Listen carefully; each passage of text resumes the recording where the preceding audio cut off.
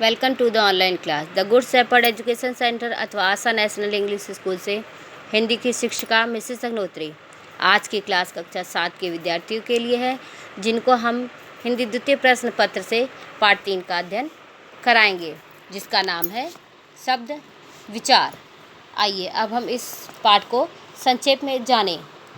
भाषा की सबसे छोटी इकाई वर्ण है। इन्हीं वर्णों के मेल से शब्द बनते हैं।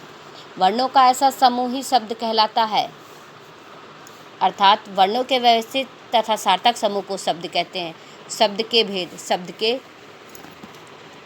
5 भेद होते हैं: उत्पत्ति के आधार पर, रचना के आधार पर, अर्थ के आधार पर, प्रयोग के आधार पर और विकार के आधार पर।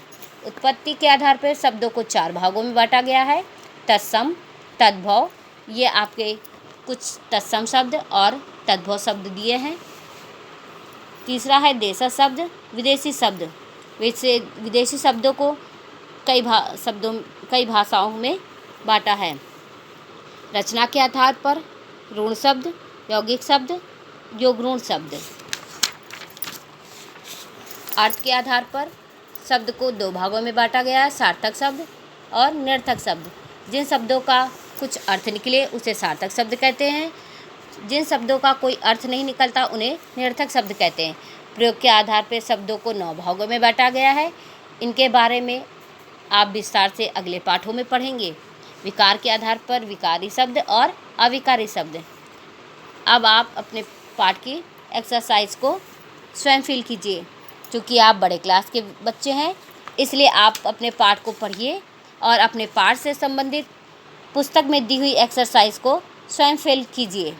अब आपके पार्ट 3 से संबंधित हमने कुछ प्रश्न बनाए हैं, जिनके आंसर आपको महत्वपूर्ण तथ्य और इस चैप्टर को पढ़ने से मिलेंगे। आइए अब हम उन प्रश्नों को देखें। सबसे आप कॉपी में ऑनलाइन क्लास डालिए। पार्ट 3 शब्द विचार। पहला प्रश्न है, शब्द किसे कहते हैं? तत्सम शब्द किसे कहते हैं? उदाहरण दीजिए। शब्दों के कितने भेद हैं? उत्पत्ति के आधार पर शब्दों के भेद लिखिए। यौगिक शब्द किसे कहते हैं? उदाहरण सहित लिखिए। तद्भव शब्द किसे कहते हैं? अर्थ के आधार पर शब्द के कितने भेद हैं? अगला प्रश्न है, सार्थक शब्द के कितने प्रकार माने गए हैं? रचना के आधार पर शब्दों के भेद लिखो। प्रयोग के आधार पर शब्दों के कितने भेद हैं, उनके नाम लिखिए। इन सारे प्रश्नों के उत्तर आपको पार्ट 3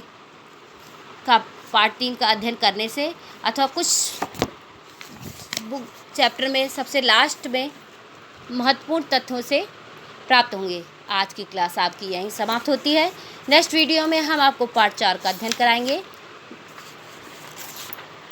जिसमें हम कराएंगे आपका शब्द भंडार से संबंधित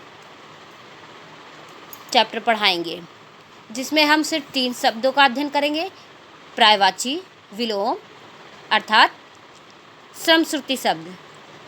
धन्यवाद।